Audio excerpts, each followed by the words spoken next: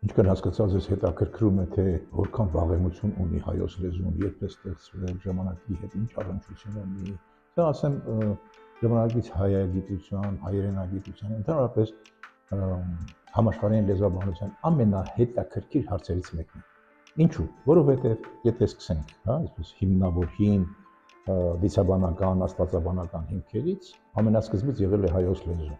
Աստվածաշունչն է այդպես ասում, ասեն, որպեսզի իրենց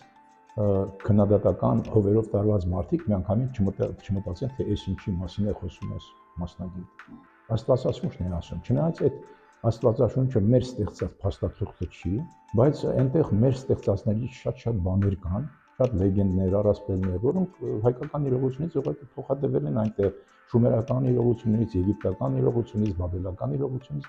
այդ մարդիկ համառոտագրել են իրենք ոչ մի պատկերացում չունենալով այդ ամենի մասին, բայց բնականաբար վստահելով այդ աղբյուրներին, մյուս կողմից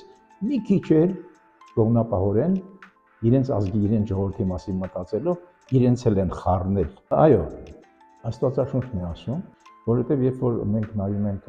Եդեմի պատմությունը կամ Դրախտի պատմությունը, Սուրբ Գիրքն ասում է, որ այդտեղից 4 գետ են ելնում, երկուսը հայտնի չի ինչ գետեր են, բայց երկուսը Եփրատ ու Տիգրիսն են։ Դրանք ծագում են, իրենց ակունքները Հայաստանում են։